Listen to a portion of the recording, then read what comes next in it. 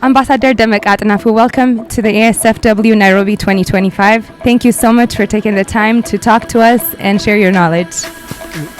Thank you very much. It is a great honor and a privilege for me to be present here today at the African Sourcing and Fashion Week in Nairobi, Kenya today. I'm extremely delighted to visit, especially and witness the Made in Ethiopia pavilion, which showcasing a wide variety of products produced in Ethiopia in line as per with international standard and quality. I would like to congratulate Ethiopian manufacturers and exhibitors for this, and especially GIZ for the sponsored these Ethiopian exhibitors. This year, the Made in Ethiopia pavilion is special and because it is showcasing a mixed production capacity from which were products produced in Ethiopia from special economic zones to that of local companies and foreign high companies, bringing together the Ethiopian products, meeting the standards and the quality which are meeting or matching the international buyers expectations. And in Ethiopia, textile garment was given top priority by the government, where the government is offering strong support and investment incentives. And as a result of this Ethiopian government support investment incentives, the textile and the garment industry had experienced or registered a remarkable growth in Ethiopia, which was initially when in 2010, the export is 4.1 million only. And in 2024, it had reached to 120 million. Why Ethiopia? Ethiopia is the second largest market in Africa, 130 million population. What is important is the local markets, local purchasers and the consumers. Not only that, about 70% of this 130 million population are below 30 years, means huge, large, young population. What makes Ethiopian young labor force is they are trained and educated, very productive young force. What makes Ethiopia unique from others is the labor force is competitive in terms of labor cost. Not international Asian, but when it takes to the African standard, our labor force is one of the labor cost is competitive. When it comes to leather and garment, Ethiopia has an abundant raw materials. As you know, Ethiopian cotton is one of the finest in the world. Not only that, Ethiopia energy cost is in Ethiopia one of the lowest rate. Not in our international, but African rate.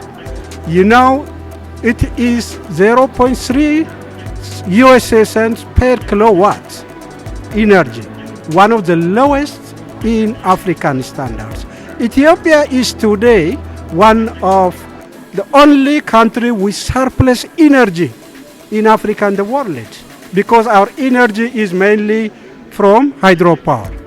99% of our energy is generated from hydropower. We are exporting to Kenya energy. Not only to Kenya, to Sudan and to Djibouti as well. So as being energy surplus country and exporting to Africa, the other advantage for those who come to invest in Ethiopia is the cost of electricity, one of the lowest. And the other is we have developed more than 23 special economic zones. Land is not an issue. The government, it is built by the government using the modern high-tech technologies. And the most important is the commitment of the government. Our government was taking a number of macroeconomic and sectoral reforms, mainly aimed to make Ethiopia investment and business-friendly countries. The sectors which had been only restricted for domestic had been liberalized recently, like telecommunication, transport, finance, trade, and forex.